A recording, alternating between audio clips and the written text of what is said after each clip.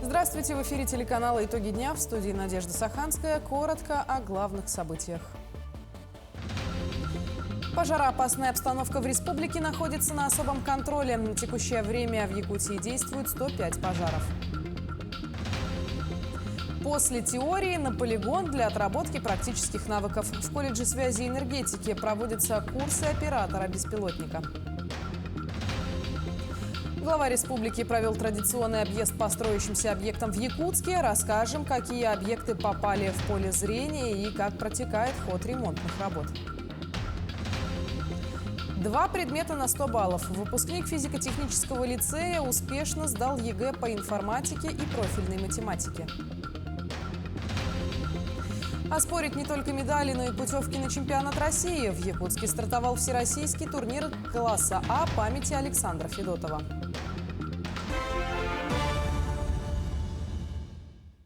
Пожароопасная обстановка в республике находится на особом контроле. Как стало известно, всего на текущее время в Якутии действует 105 пожаров на общей площади 61 тысяча гектаров. Большинство из них обнаружены за последние сутки.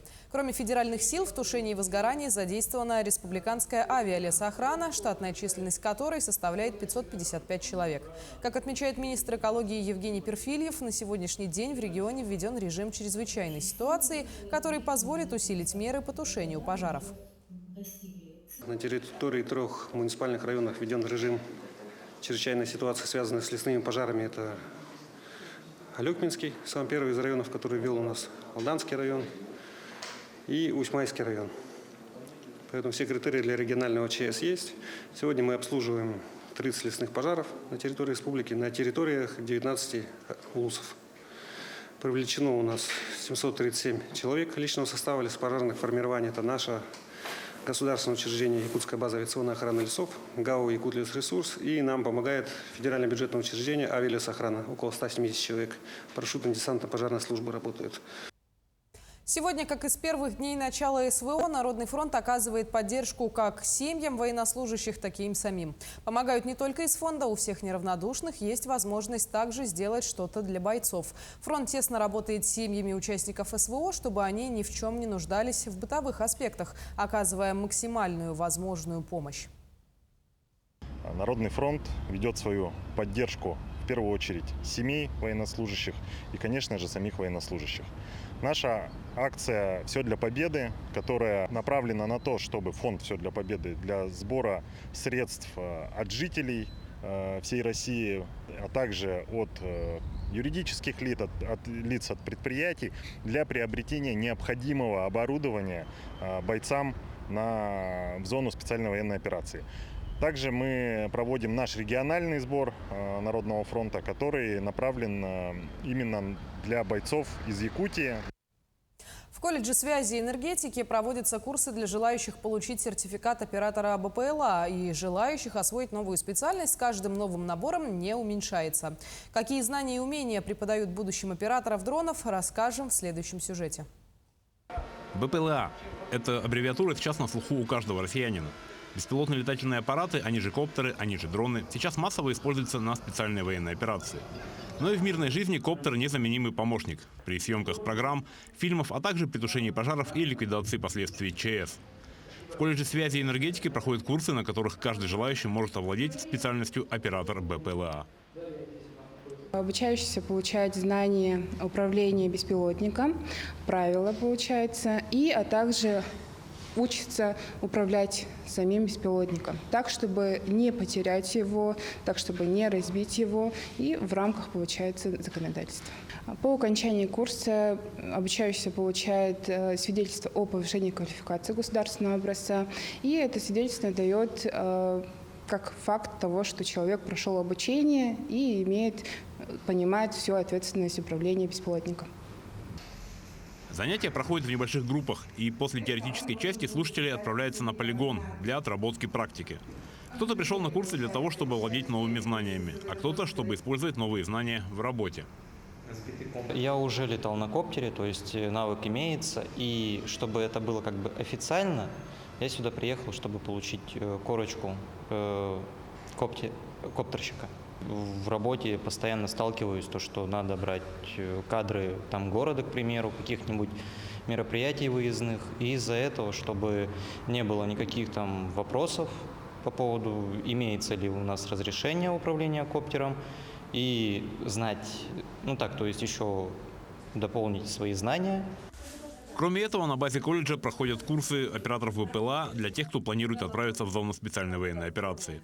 А также с этого года колледж набирает студентов на обучение по специальности оператор ВПЛА с получением диплома о среднеспециальном образовании государственного образца. Александр Хавренко, Иван Сорокаумов, Якутск. 4 июля казенное предприятие «Дороги Арктики» совместно с Министерством транспорта и дорожного хозяйства вручили фонду помощи Донбассу 2 КАМАЗа «Сайгак-4310». Техника повышенной проходимости была выделена для бойцов специальной военной операции из Якутии и будет доставлена до места назначения.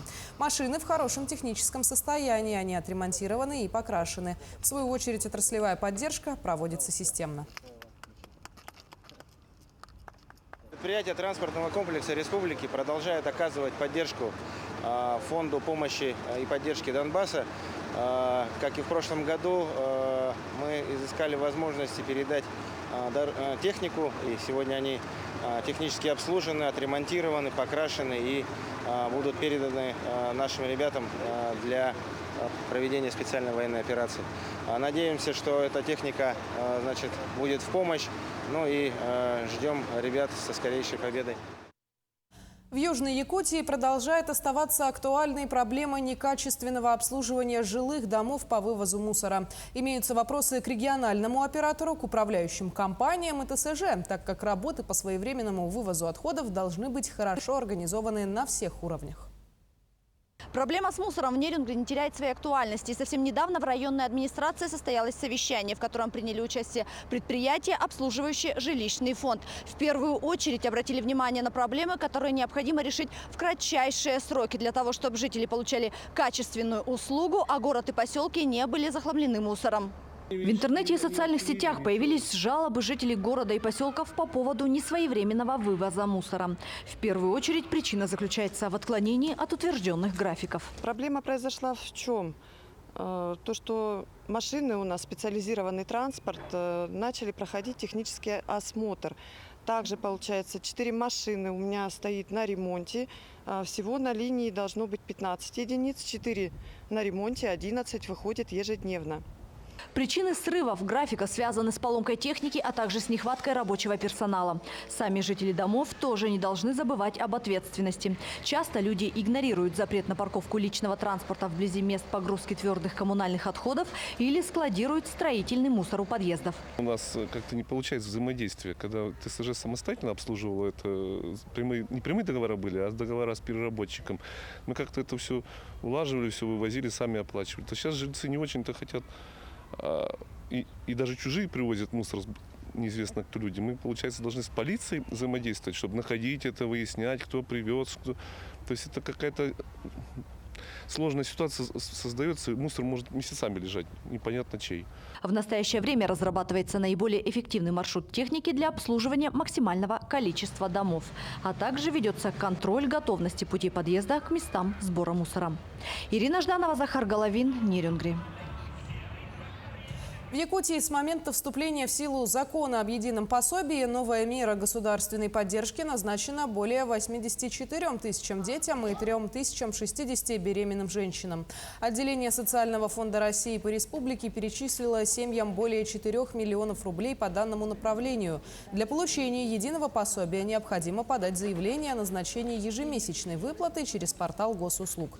Об этом проинформировала руководитель отделением Социального фонда России Марина Герман. Выплата предоставляется до достижения ребенком возраста 3 лет. При наличии в семье нескольких детей такого возраста ежемесячная выплата может быть назначена на каждого ребенка. С 1 января 2023 года ежемесячная выплата осуществляется в размере величины прожиточного минимума для детей, установленного в республике на дату подачи заявления. Подать заявление о назначении ежемесячной выплаты можно в любое время в течение 3 лет со дня рождения ребенка. Глава республики провел традиционный объезд по строящимся объектам в Якутске. В этот раз маршрут начался с реконструирующейся дороги по Покровскому тракту, а закончился в селе Хатасы. Какие объекты попали в поле зрения главы и как протекает ход ремонтных работ, расскажет Валерия Наумова. На очередном объезде Айсен Николаев начал свою работу с Покровского тракта. Там проходит реконструкция участка автодороги УМНАС. По завершении магистральную улицу оденут в 2 слоя асфальтобетона. Установят шумозащитные экраны, 11 комплектов светофоров, 577 опор освещения. Дорогу обустроят тротуарами и ограждениями. Установят 10 автобусных остановок. Работы идут с опережением графика. Мы вообще-то тоже должны сдать эту реконструкцию в 2025 году. Но сегодня вот коллектив акционерного общества «Дороги Саха» идет с опережающими темпами. И они в этом году основные тоже вот работы по земляному полотну окончить должны. И вместо 2025 года мы планируем вот где-то в сентябре-октябре следующего 2024 года сдать участок 11-20 километр автодороги УМНАС. Далее по плану в объезде главы были 3 объекта в селе Хатасы: спортивный комплекс и пристрой школы. Если говорить про спорткомплекс, то там тоже все работы идут по графику без отставаний. 2-этажное здание ведут в эксплуатацию в октябре этого года. Стоит отметить, что объект включен в программу подготовки к проведению 8-х летних международных спортивных игр «Дети Азии» в Якутске в 2024 году. На сегодняшний день тоже имеем довольно высокую степень готовности объекта. Завершены работы по возведению основного каркаса, ограждающих конструкций, кровельных панелей покрытия. Сейчас активно ведутся работы по внутренней отделке и устройству внутренних стен и перегородок.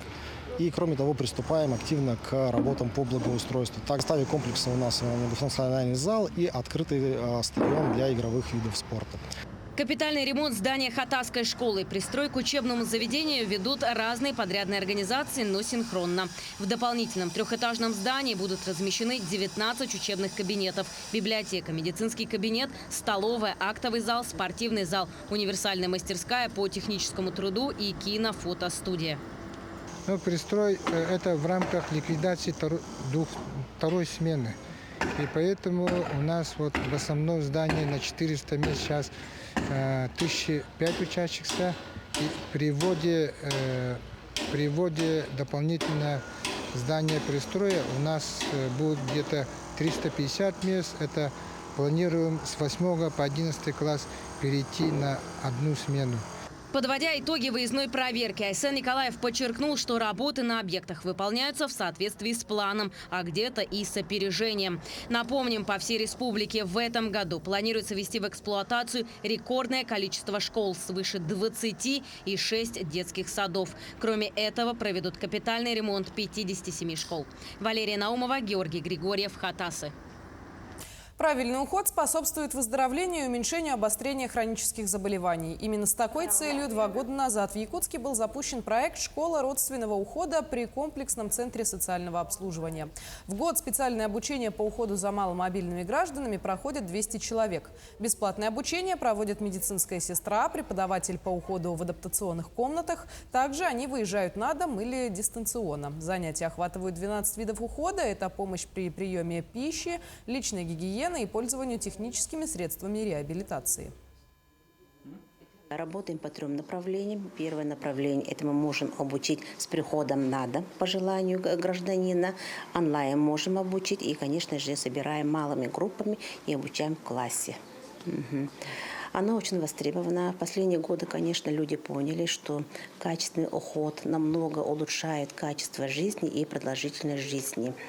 Некоторые не знают, как пользоваться техническими средствами реабилитации, и мы их обучаем, помогаем пользоваться. Укусы клещей в Якутии перестали быть редкостью. В этом году здоровье 5 жителей Алданского района уже было подвергнуто риску. Снятые с них кровососущие оказались инфицированы.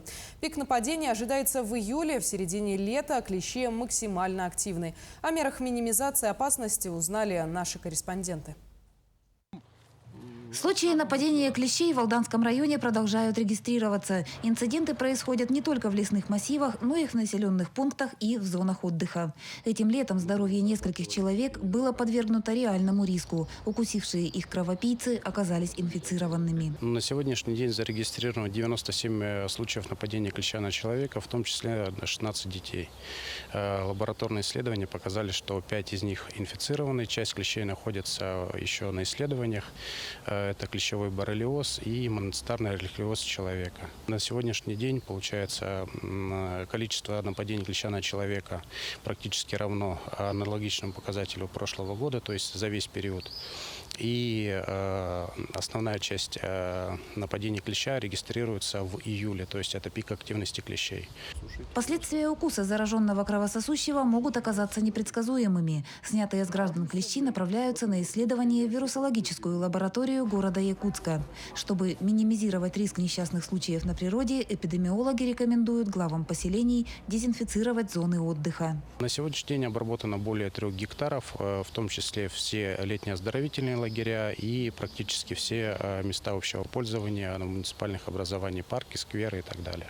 Врачи и эпидемиологи напоминают о недопустимости извлечения кровососущего самостоятельно. При укусе клеща обращение в больницу обязательно, а максимальную защиту гарантирует только вакцинация. Татьяна Вахнина, Руслан Павлов, Сергей Шипачев, Алдан. Выпускница из Якутии сдала ЕГЭ по китайскому языку на 85 баллов. Это Анастасия Коростылева из информационно-технологического лицея номер 24 имени Варшавского города Нерюнгри. Всего в Якутии данный предмет сдали 2 человека. Второй участник из Якутска, у него тоже неплохие баллы. По России же ЕГЭ по китайскому выбрали 152 человека. 100 бальников в этом году нет.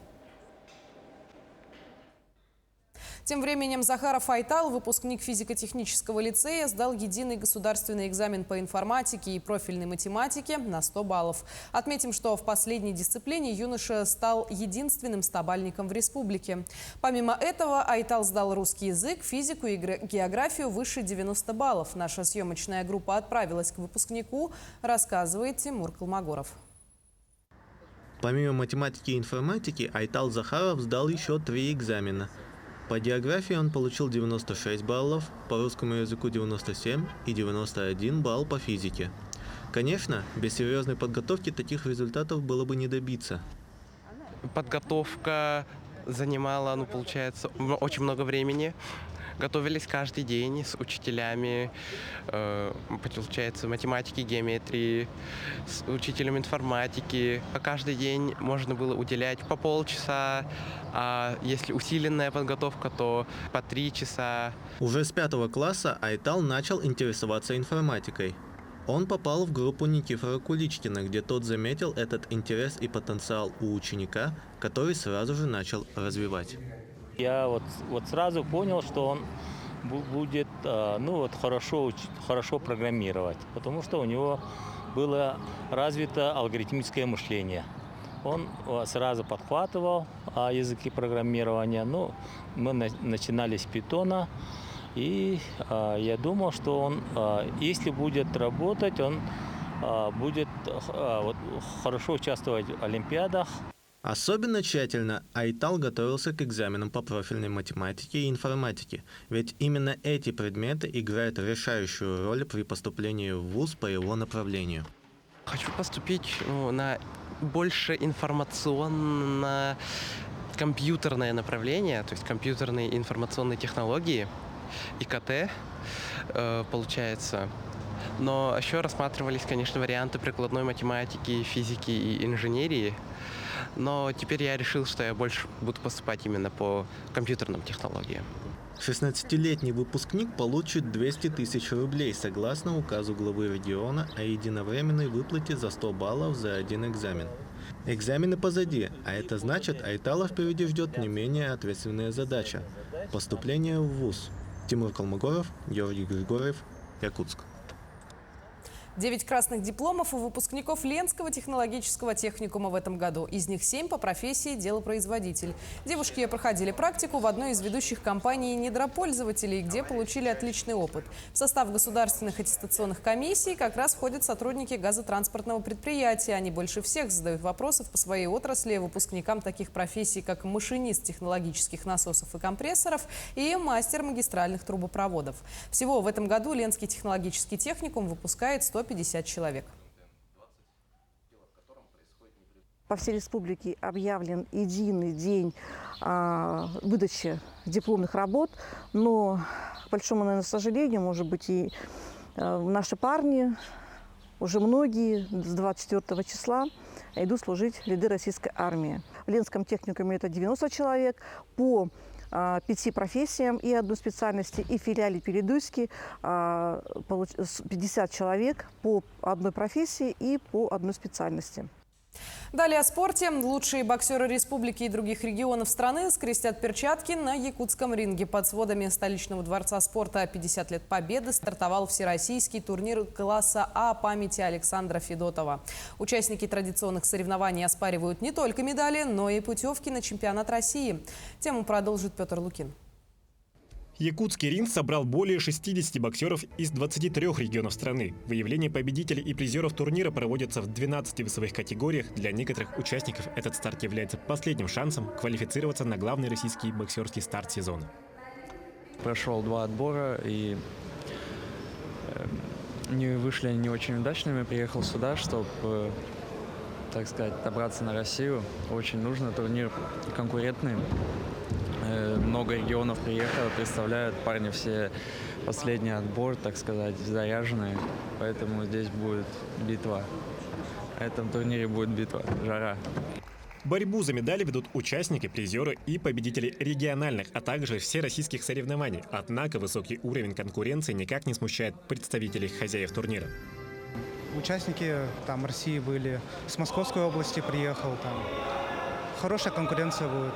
Собираюсь выиграть эти соревнования, получить путевку на первенство, на чемпионат России и выступить там. Бескомпромиссная борьба на ринге идет до первой ошибки, ведь данный турнир проводится по классической олимпийской системе. Система выявления в боксе – это олимпийские правила, да? То есть, что проигравший выбивает, ну и так далее. Поэтому правила у нас одни в боксе, ну и по всемирному правилу у нас проводится сегодня турнир.